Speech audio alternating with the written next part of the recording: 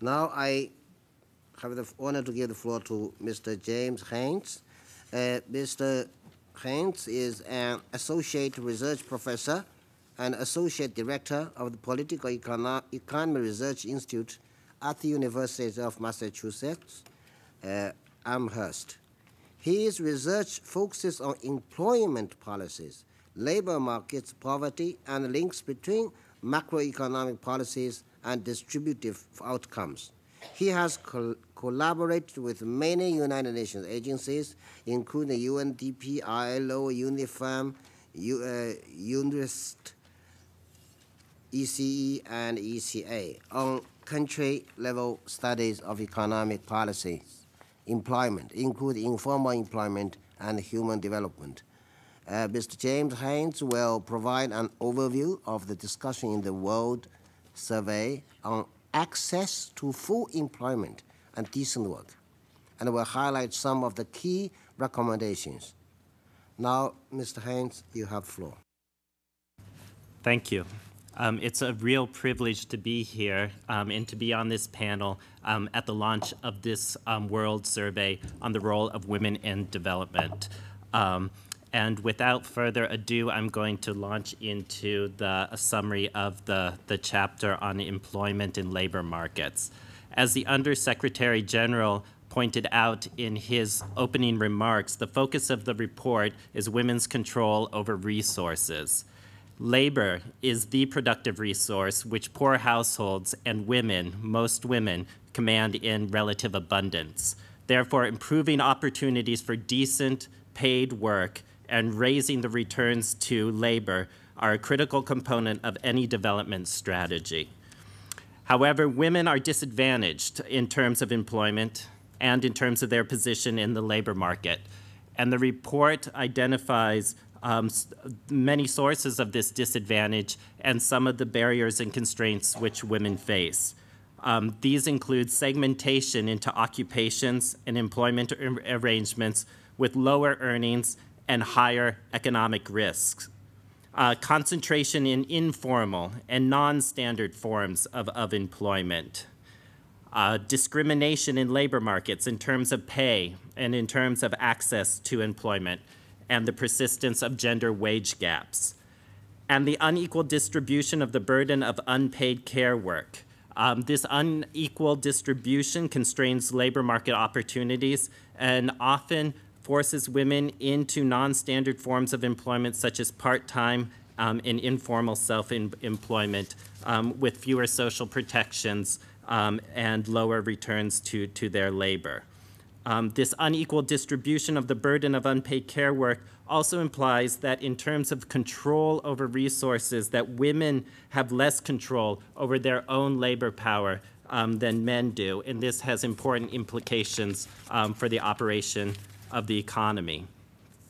Reflecting on the current crisis and the findings of the report, if we look at other economic crises, such as the East Asian crisis over a decade ago, or the crisis in Argentina more recently, these crises have taught us that women's labor force participation often rises when household resources collapse.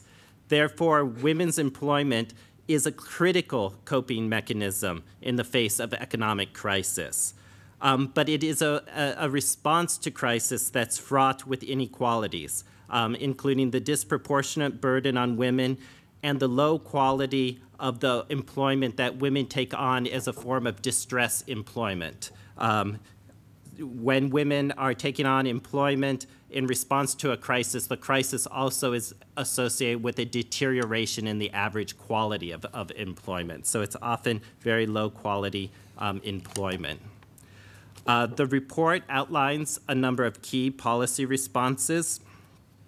These responses include the need to make a gender equitable employment policy a core component of national development strategies, such as poverty reduction strategies, and other national development strategies to reduce poverty and to meet the MDGs. Another key policy recommendation that is widely recognized is the need for continued improvement in terms of educational and skills development outcomes for women. There is a need to also redistribute the burden of unpaid care work, and the report has a number of detailed policy recommendations here.